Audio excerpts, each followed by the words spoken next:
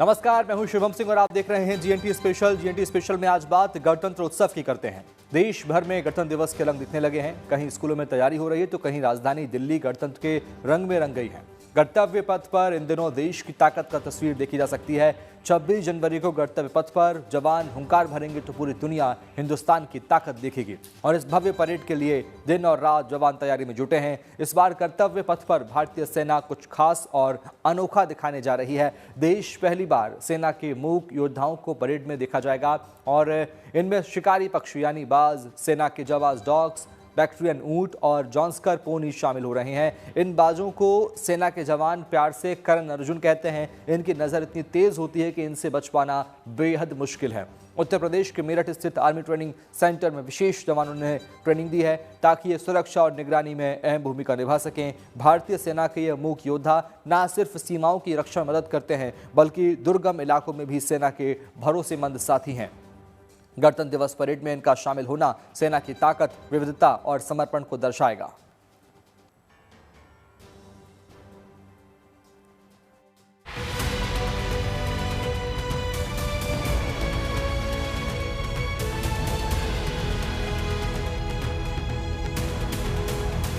इस बार कर्तव्य पथ पर ऑपरेशन सिंदूर की सफलता के शौर्य की झलक दिखेगी। हिंदुस्तान की आन बान शान कहे जाने वाले स्वदेश निर्मित हथियारों की क्षमता की झलक दिखेगी। 77वें गणतंत्र दिवस के मौके पर भारतीय सेना उन 7 हथियारों का प्रदर्शन करने वाली है जिन्होंने ऑपरेशन सिंदूर के दौरान पाकिस्तानी सेना के हौसलों को पस्त कर दिया। कर्तव्य पथ पर होने वाली 77वीं गणतंत्र दिवस परेड बेहद खास है, जो ऑपरेशन सिंदूर के बाद पहली परेड है।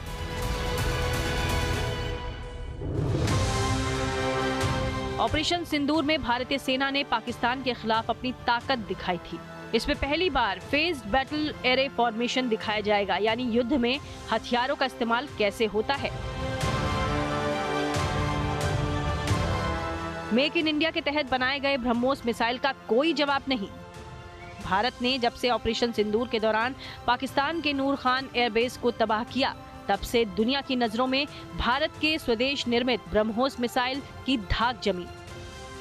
अपनी सटीक मारक क्षमता और अचूक निशाने की वजह से ब्रह्मोस सुर्खियों में रहा। ऑपरेशन सिंदूर ने न सिर्फ पाकिस्तानी सेना के पांव खाड़े बल्कि भारत के घरेलू हथियारों को इंटरनेशनल मार्केट में पहचान दिलाई। इसकी रेंज 300 किलोमीटर है, स्पीड मैक 3 से ज्यादा। ये रैमजेट इंजन से चलती है। फायर एंड फॉरगेट सिस्टम है, मतलब लॉन्च करने के बाद खुद टारगेट को हिट करती है। ये दुनिया की सबसे तेज क्रूज मिसाइल्स में से एक है।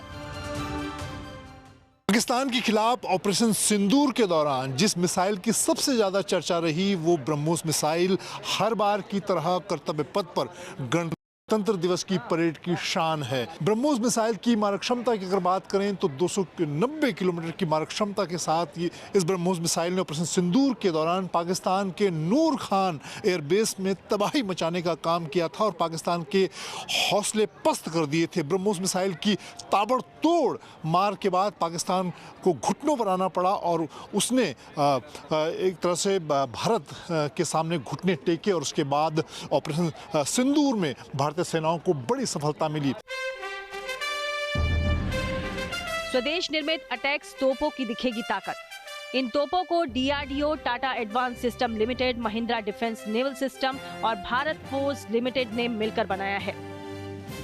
ये तोप 155 mm बाय 52 कैलिबर की है। हाल ही में राजस्थान के पोखरण फील्ड फायरिंग रेंज में इसका सफल परीक्षण किया गया। इस तोप को किसी भी स्थान पर ले जाकर तैनात किया जा सकता है, चाहे पाकिस्तान की सीमा हो या फिर चीन की सीमा के पास लद्दाख। अगले 1.5 साल में ये भारतीय सेना में शामिल हो जाएंगी। बोफोर्स तोप के बाद भारतीय सेना को लंबे समय से स्वदेशी तोप की जरूरत है। आने वाले दिनों में भारतीय सेना में 1500 स्वदेशी तोप अटैक्स शामिल होंगी।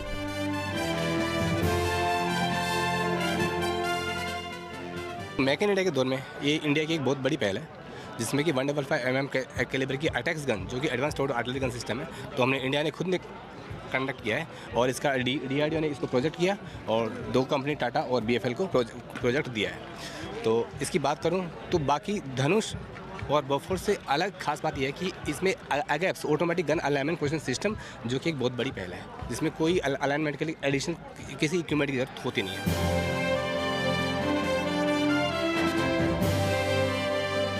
ड्रोन शक्ति ईगल प्रहार भारतीय सेना का नया ड्रोन सिस्टम है, जो युद्ध में ड्रोन को कंट्रोल और रिपेयर करने की क्षमता दिखाता है। ऑपरेशन सिंदूर से सबक लेकर ड्रोन और काउंटर ड्रोन पर फोकस बढ़ा। मौके पर ही ड्रोन रिपेयर, स्वार्म ड्रोन और सर्विलांस इसकी खासियत है। जैसा कि आपने देखा है आजकल के दिन में जिस टाइप के ऑपरेशंस हो रहे हैं, इसमें ड्रोन्स एक बहुत ही महत्वपूर्ण भूमिका निभाते हैं। तो ये एक 8x8 टाटरा है, प्रोजेक्ट ड्रोन शक्ति ईगल ऑन आर्म। ये एक 8x8 टाटरा को मॉडिफाई करके बनाया गया है। तो इससे इसकी जो मोबिलिटी है, ये जो हमारे मैकेनाइज्ड फोर्सेस है, जो टैंक्स और आर्मर्ड फॉर्मेशंस चलते हैं ऑपरेशनल एरिया में, उनके साथ ये मैच होता है उनकी मोबिलिटी। तो पहले क्या होता था कि किसी भी डैमेज ड्रोन को पीछे भेजा जाता था वर्कशॉप में रिपेयर के लिए, तो काफ़ी दिन तक वो डैमेज ड्रोन ऑपरेशन से बाहर रहता था।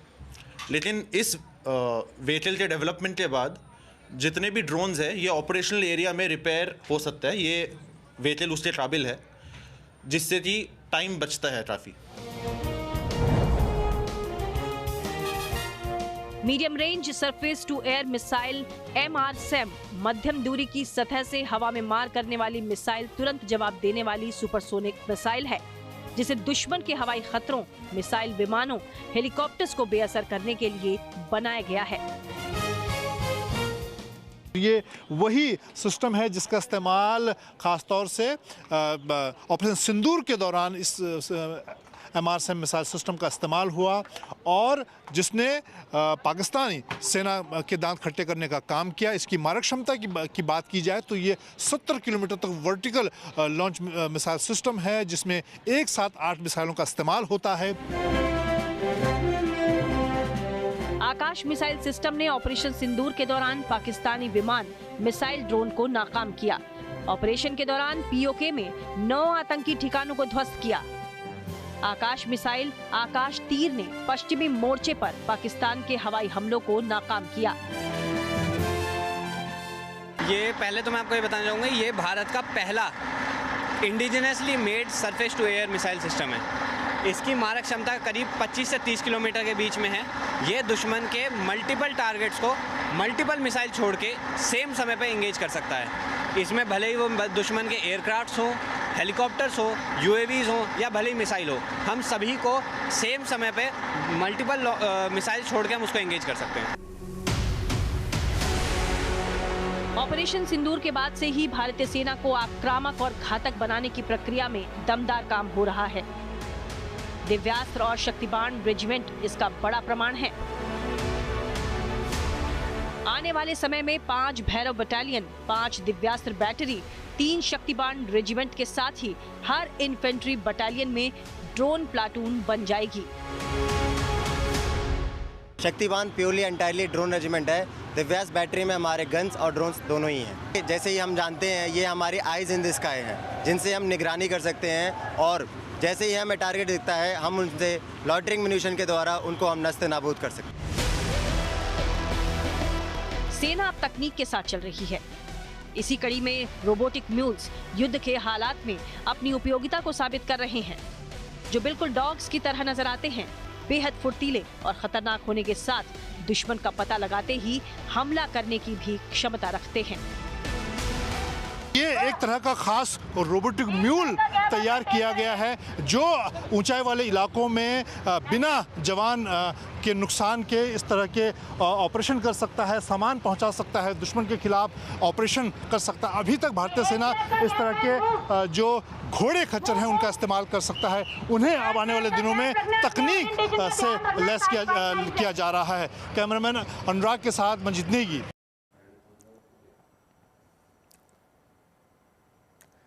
सरहद में गणतंत्र दिवस परेड के दौरान कर्तव्य पथ पर 30 झांकियां निकलेंगी, जिनमें पहली बार सेना की रिमाउंट एंड वेटरनरी विंग के जानवर भी परेड में शामिल होंगे।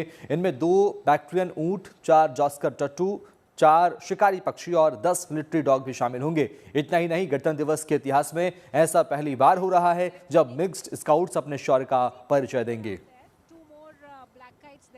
तो पहली बार 2 बैक्टीरियन ऊंट भी शामिल होने वाले हैं, 4 शिकारी पक्षी भी इसमें हिस्सा लेंगे। कुल 30 परेड निकाली जाएंगी और 10 मिलिट्री डॉग्स भी इसमें हिस्सा लेने वाले हैं। ऐसा पहली बार हो रहा है।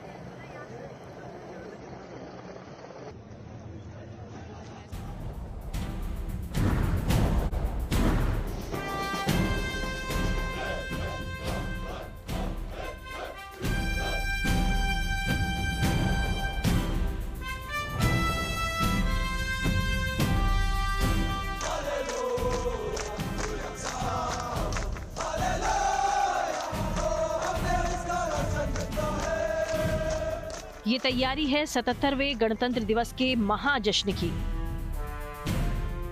तैयारी है अदम्य साहस, शौर्य और पराक्रम की। गणतंत्र दिवस समारोह से पहले कर्तव्य पथ पर फुल ड्रेस रिहर्सल हुई, जिसमें आत्मनिर्भर भारत की अद्भुत तस्वीर उभरी। सैन्य शक्ति का अलौकिक तालमेल नजर आया।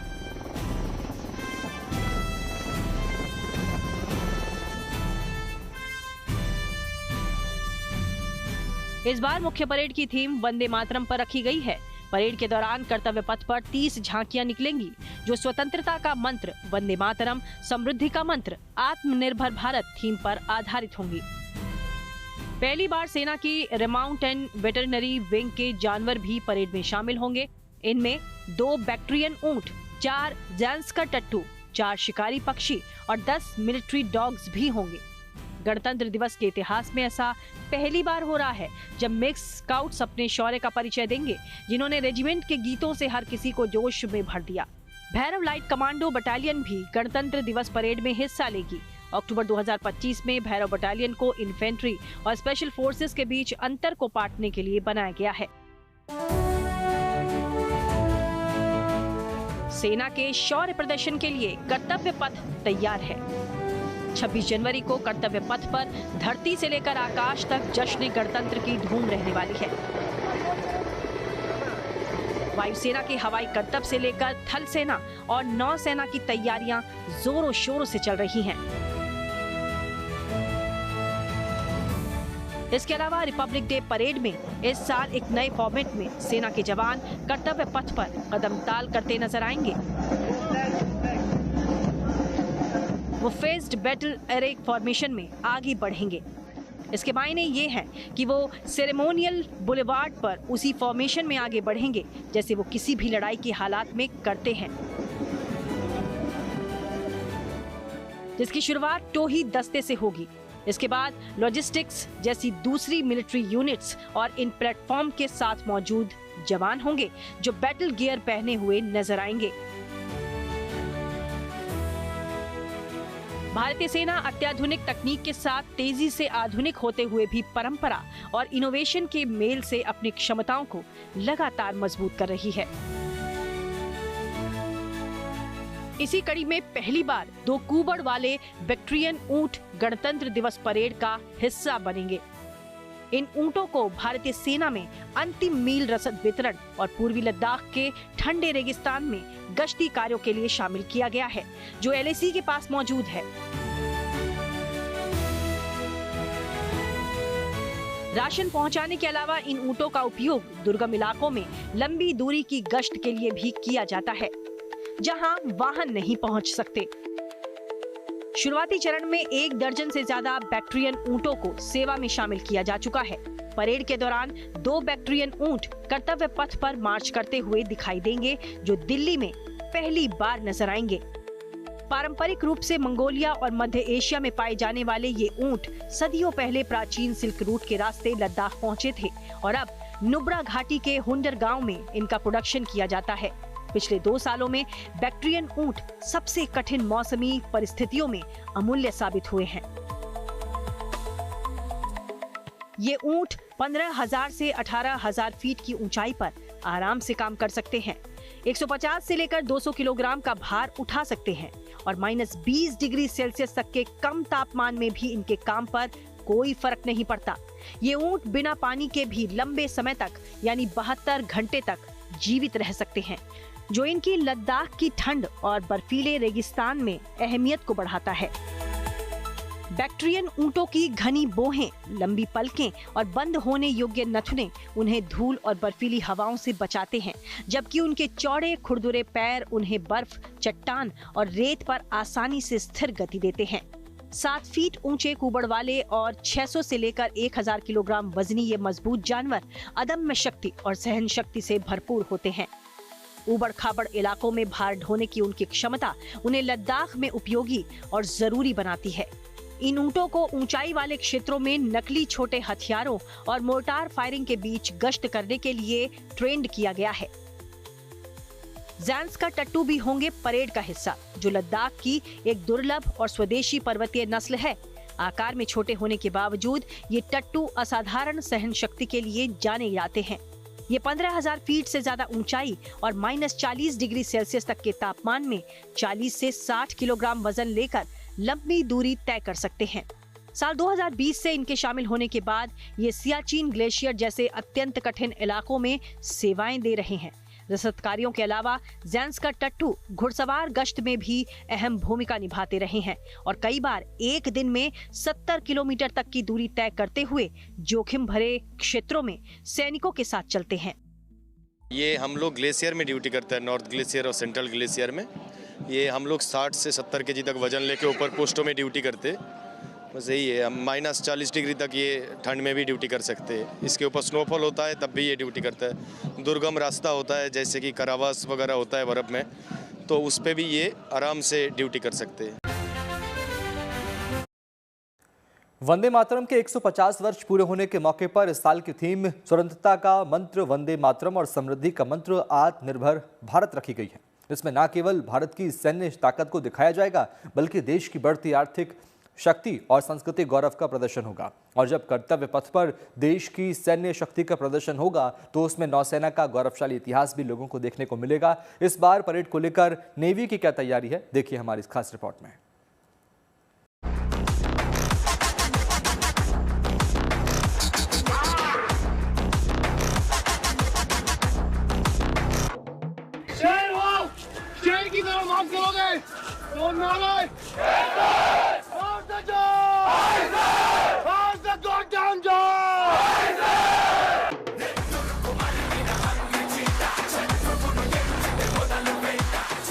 गणतंत्र दिवस से पहले भारतीय नौसेना ने अपनी झांकी की विशेष झलक पेश की।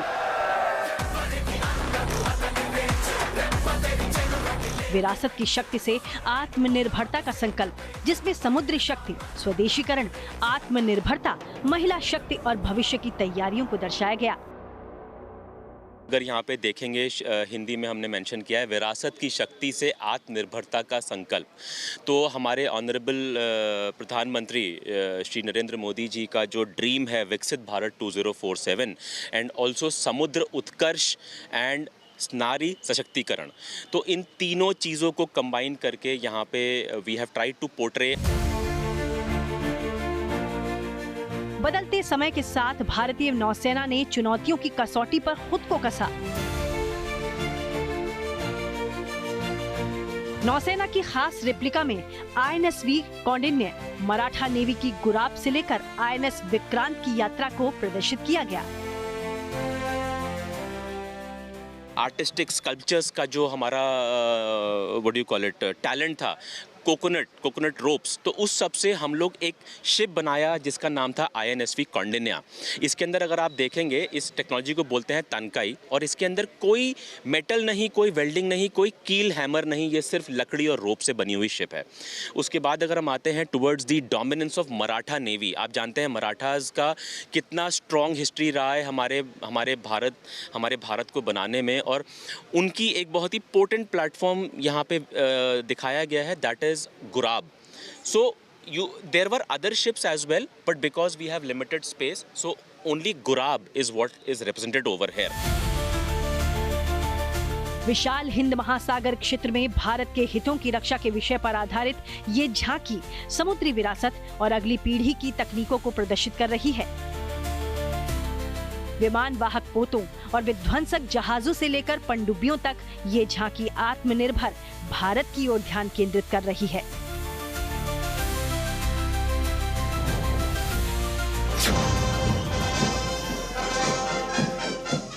गणतंत्र दिवस पर भारतीय नौसेना का बैंड दस्ता हर साल कर्तव्य पथ पर अपनी धुन से समा बांध देता है।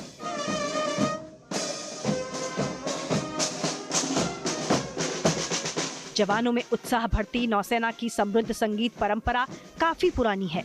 इस संगीत में देश की आन बान शान के साथ जवानों का शौर्य और सम्मान भी जुड़ा है। सागर पवन मार्शल ट्यून की तैयारी में नौसेना का बैंड दस्ता कड़ी मेहनत कर रहा है।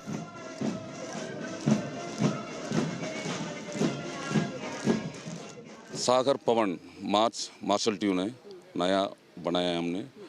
और हमारा जोशीला देश जो इंडियन म्यूजिक का बेस के ऊपर हमने वो चीज़ बनाया, वो 29 जनवरी को आपको मिलने के लिए देखने के लिए मौका मिलेगा। वो मार्चिंग से पहले एक म्यूजिक एक ऐसा टोन है, वो एक ऐसा सिस्टम है जो कंटीजेंट में 100% जोश भर देता है।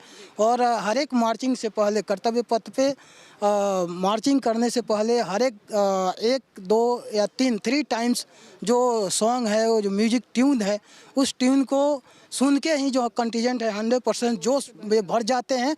और वो मतलब ऑटोमेटिक जो है अपना जो मार्चिंग का जो डिगिंग है, टोन है, वो दिखाते हैं, प्रदर्शन करते हैं। फौजी के रुतबे से बड़ा कोई रुतबा नहीं होता, तिरंगे के धर्म से बड़ा कोई धर्म नहीं होता। अरे जब तक नौसेना के कंटिजेंट मार्च न करे, ये कर्तव्य पथ गर्म नहीं होता।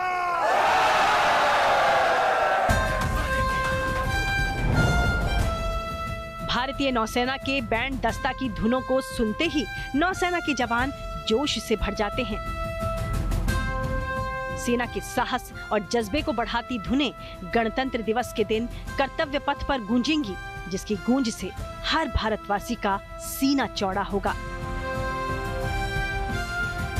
शिवानी शर्मा के साथ bureau report, good news today.